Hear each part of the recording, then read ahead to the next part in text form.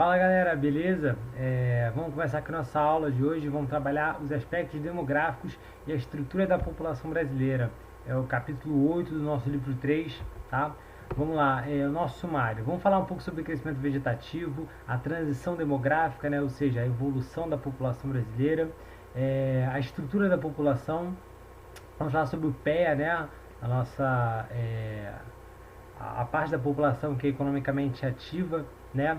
A distribuição de renda no Brasil, que a gente sabe que ela é bastante concentrada, e também vamos trabalhar um pouco a questão do IDH, tá? Bom, primeira coisa muito importante, pessoal, o Brasil ele passou e ainda tem passado por um forte processo de diminuição da taxa de fecundidade. O que é a taxa de fecundidade, pessoal? É o número médio de filhos por mulher, beleza?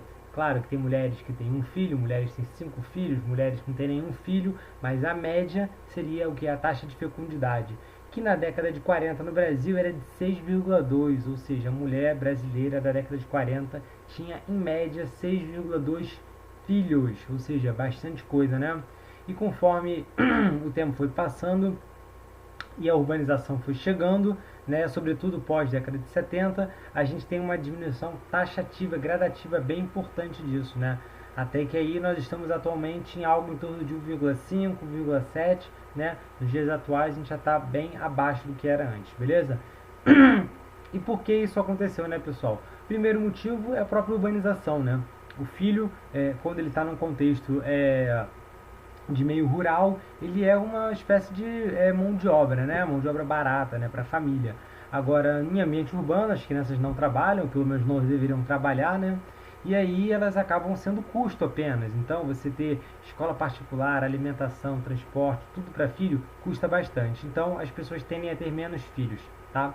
As pessoas também têm melhoras no índice de educação, né? Tivemos isso ao longo do tempo no Brasil, embora tenhamos ainda muitas críticas à educação.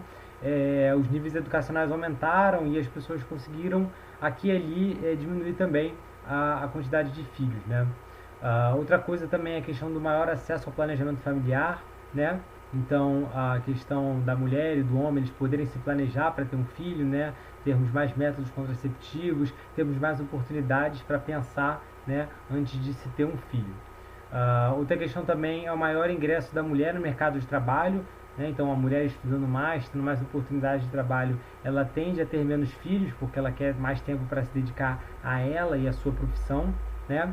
E a mudança nos valores socioculturais, né? Porque culturalmente falando as pessoas tendem a ter menos filhos mesmo, o momento, né? Ainda mais com questões de crise econômica e tudo mais, as pessoas ficam mais cautelosas, então culturalmente a gente acaba reduzindo o número de pessoas na família, né? O número de filhos.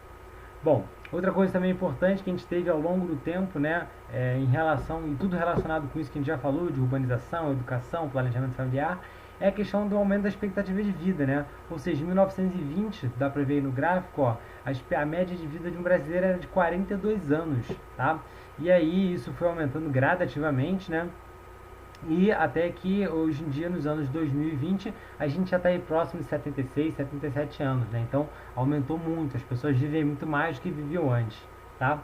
Bom, graças a isso, graças a essa mudança, a gente tem aí então uma transição demográfica, né? Ou seja, uma mudança do perfil das faixas etárias do país.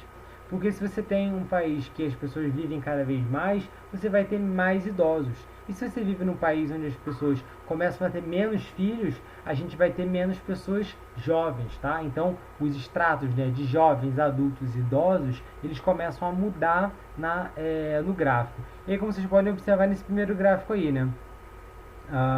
Quando os idosos na década de 40 eram praticamente zero, né? Assim, não tinha muitos idosos, e os idosos eles vieram aumentando ao longo do tempo, né? Esse é um gráfico, uma projeção para o futuro ainda, né? Mas você tem aí a população de jovens e adultos aumentando muito e a de crianças, depois de um forte aumento, você tem uma diminuição, tá? Bom, graças a isso, pessoal, graças à mudança de faixa etária, né, de perfil etário, a gente tem aí um período, né, da vida de um país que é conhecido como janela demográfica. Isso é um conceito muito importante de vocês entenderem, que isso pode cair na prova de alguma forma, né?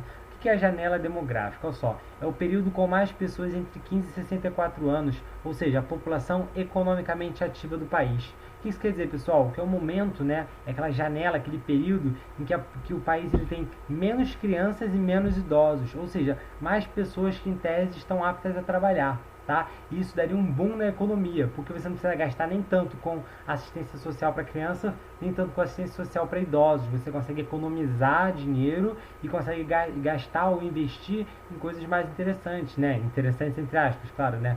Coisas que dariam maior rentabilidade imediata, né? E o Brasil ele vive esse momento, tá? É uma pena que a gente não esteja aproveitando ele bem, mas o Brasil vive esse momento. Pois bem, e aí deem só uma olhada aqui nesse gráfico abaixo, em que ele fala sobre nascimentos, óbitos e crescimento vegetativo, tá? Isso tudo ao longo do tempo, né? Ou seja, os nascimentos eles tendem a aumentar, né? Você acaba aumentando isso. Os óbitos também aumentam, porque a população ela começa a ficar envelhecendo cada vez mais, então no futuro mais pessoas vão morrer, a taxa de mortalidade vai aumentar, né? Mas não pela questão do nascimento, mas sim pela longevidade. E aí o crescimento vegetativo, que ele era grande, ele começa o quê? A diminuir bastante, beleza? Ele começa a diminuir. Por que ele diminui, pessoal? Porque o vegetativo é a diferença entre os que nascem e os que morrem, tá? E aí quando o número de óbitos começar a ficar maior que os nascimentos, o vegetativo já vai começar a ficar negativo, beleza? Bom, enfim, e aí a gente vai ter também uma mudança de investimentos públicos, né? A gente vai ter uma manutenção dos gastos, né? Em relação a crianças, que vão ser cada vez menos, e vai ter um aumento desses gastos em relação aos idosos, que serão cada vez maiores, tá? O que no futuro também vai gerar problemas para o país, problemas fiscais. Por isso que hoje em dia a gente já discute coisas como reforma da Previdência, né? Isso é um assunto também muito em voga nos principais países europeus. Bom, falando agora diretamente sobre a estrutura da população brasileira, né, sobre a pirâmide, né, esse assunto de pirâmide eu acho muito legal, né. Bom, a pirâmide, a base, são os jovens, o meio, que é o pé, que é a população economicamente ativa, né, as pessoas que de fato trabalham, e o topo são os idosos, né, todo mundo nasce com zero e vai, né, vivendo até as idades que derem para serem vividas, né. Pois bem, o achatamento, né, da base dos jovens, isso é algo comum nos países que estão se desenvolvendo, né, porque você tem o controle da natalidade, que é o que está acontecendo com o Brasil. Já em 2000, olha só, a nossa base é mais chata do que o meio. E aí, no de 2010, ela é mais ainda em relação ao meio, tá? O PEA, que é a parte do meio, que é a população crescendo, né, a população economicamente ativa, então tem cada vez mais gente podendo trabalhar, o que é bom para a economia, deixa ela, ao invés de parecer um triângulo, né, ela começa a ficar parecendo uma espécie de vasinho, beleza? Bom, outra coisa que vale a pena comentar aqui também é a questão da mortalidade de jovens e adultos, beleza? Jovens e adultos.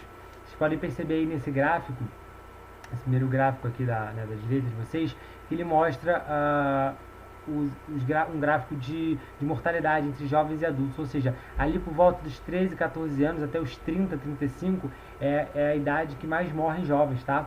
E a maior parte deles do sexo masculino, né? Sobretudo os masculinos.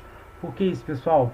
Muita coisa é ligada a assassinatos, né? Especialmente no Brasil, que é um país bastante violento ainda, né? Crimes urbanos são muito comuns aqui, e também pela questão dos acidentes automobilísticos, beleza? Ou seja, pessoas com imprudência no volante acabam morrendo também, tá? Isso tudo, pessoal, faz com que a proporção de homens para mulheres seja menor, e também faz com que a expectativa média do homem ela seja menor, tá? Então, se vocês derem uma olhada ali no gráfico abaixo, tinham lá em 1980, né? Isso, 1980, a gente tinha 98,7 homens para cada 100 mulheres. E esse número só vem decrescendo ao longo do tempo, tá? E vale lembrar uma coisa, nascem mais homens do que mulheres. Ou seja, morre tanto mais homem que esse número ele acaba ficando inferior ao número de mulheres. É claro que, embora morram mais homens, mulheres são mais afetadas por outros tipos de crime, tá? Então, nós temos aí diferenças também na forma que a violência alcança as pessoas. Tá? A mortalidade é maior nos homens, entretanto, mulheres também sofrem, né, igualmente crimes piores até do que os homens. Tá? E bom, o Brasil tem se desenvolvido já nas últimas décadas, né, ele tem cada vez mais deixado a miséria para trás, né, embora a gente ainda não tenha acabado com ela, atualmente o Brasil ele passa por um outro tipo de problema, que é o aumento da obesidade, né? Parece até um problema inverso, né? A pessoa não morre mais de inanição, mas morre por problemas relacionados à obesidade. Então, quando você pega lá entre 1989 e 2009 ali, pessoas com déficit de peso, ou seja, pessoas muito com inanição, né, eram 4,4% e foi para 1,8%, ou seja, diminuiu mais da metade, né, a porcentagem, claro. Agora, pessoas com excesso de peso, nós temos quase 30%, agora nós temos 50%, né, no masculino. E com obesidade era 5,4% e mais recentemente 12,4%. O feminino segue uma tendência parecida, tá? Então, assim, isso mostra que a obesidade de fato ela está alcançando o país e está aumentando cada vez mais. Bom, agora a gente fala um pouco também sobre a questão da população economicamente ativa e da distribuição de renda no Brasil. Primeira coisa, a distribuição do PEA por setor econômico. E aí vocês podem ver nesse gráfico de pizza aí, que é a distribuição da população ocupada por ramo de atividade, tá? Da indústria, que é o quê? Indústria e construção civil, nós temos ali quase 22% da população ocupada, tá? O que é uma taxa ok. Países desenvolvidos têm entre 20% e 25% da sua população trabalhando em indústrias, beleza? Nós temos 15,7% em agricultura, o que mostra que nossa agricultura ainda é uma agricultura mais tradicional e familiar, né? Embora temos muito agronegócio aqui e muitos latifúndios, nós ainda temos muitas pessoas trabalhando no campo, né? O que em outros países esse número já é bem menor, tá? E a maior parte esmagadora, né, mais 60% ali, trabalhando em comércio e serviços, tá? Que é padrão isso daí em nível mundial, beleza? Bom, agora dados que são relevantes também. Participação das mulheres no PEA, tá? E os rendimentos delas. Apenas 42% das mulheres, em 2011, né, estavam no mercado de trabalho. Enquanto que em países desenvolvidos esse número já é de 50%, ou seja, meio a meio, né? Então isso mostra que a gente ainda está num atraso nesse sentido da mulher ser mais autônoma, estar no mercado de trabalho, tá? E embora elas tenham melhores níveis educacionais do que os homens, elas por vezes, muitas vezes, recebem salários menores do que eles. Então isso faz com que muitos donos de empresa até prefiram contratar mulheres, tendo em vista que servem como mão de obra mais barata ainda, tá? O que é errado, é crime, não pode, mas infelizmente ainda é uma realidade. Bom, outra coisa importante de falar para vocês também é a questão da participação de afrodescendentes na renda nacional, né? A gente tem aí uma diferença substancial de salários entre brancos e negros no país, o que mostra aí uma questão histórica, né, do racismo que nós vivemos no país, mas mais do que isso, de uma má reintegração dessa população já desde a época do Império. Então, tem níveis educacionais mais baixos, está mais exposta à violência, né, seja na questão de população carcerária, seja também na questão de violência urbana com quem sofre, né? Então a gente tem aí um gap, né, uma diferença bem grande de salários entre brancos e negros, tá? E também temos o que? Um aumento da concentração de renda em níveis alarmantes. Já devem ter ouvido falar disso. O Brasil é um dos países que tem maior concentração de renda do mundo, tá? A parte mais rica, ela ganha muito mais do que a parte mais pobre. Então, isso aí também é outra coisa que é outro dilema, né? Outra questão grave que nós temos no nosso país. Bom, isso tudo leva a gente a falar um pouco, então, sobre a questão do IDH, né? Do nosso Índice de Desenvolvimento Humano. E aí o IDH ele é calculado em 3 bases, né? Seria a longevidade, a educação e o PIB per capita. Bom, longevidade é a quantidade de tempo que a pessoa vive, né? Quanto mais ela vive, em tese ela viveu melhor, então a questão de saúde é melhor. A educação é o nível, quanto tempo a pessoa passou na escola, e aí quanto mais tempo você passa na escola, maiores são as chances de você ter um salário bom, logo maior a chance de você ter uma vida boa, né? Então as coisas estão associadas. E o PIB per capita tem a ver com a questão do país, né? A produção econômica. Então, quanto maior o PIB per capita, em tese, melhor a condição de vida da população. Que não é verdade sempre, tá? Mas isso é uma associação que se faz. Bom, esse índice ele vai de 0 a 1, né? E em 2020 o Brasil está com 0,761 de IDH. É um IDH considerado alto, tá? Considerado bom. Se a gente não conhecesse o Brasil, soubesse que aqui tem muitas contradições, né? Mas não chega a ser um IDH ruim. Embora o ideal mesmo seja acima de 800, né? Que é o que você vê em diversos países europeus mais importantes, tá? Bom, o nosso IDH ele era ridículo umas décadas atrás. A década de 90, realmente o IDH do Brasil era de miséria mesmo, abaixo de 600. E isso tudo melhorou nesses últimos aí 30, 40 anos, justamente por causa de avanços na educação e na questão da longevidade, né? Então você dá mais acesso à escola às pessoas, você ter uma saúde que aos trancos e barrancos melhora, então você tem mais acesso médico hospitalar, vacinação e tudo mais, tudo que faz com que as pessoas vivam mais, beleza? Infelizmente o PIB per capita não aumentou tanto quanto poderia, né, nesse tempo, aumentou, claro, mas não foi ele que alavancou esse crescimento. Isso se deu porque o Brasil tropeça constantemente, né, em crises econômicas, sejam elas externas ou internas, então o país ele sempre está ali crescendo mais devagar do que poderia, tá?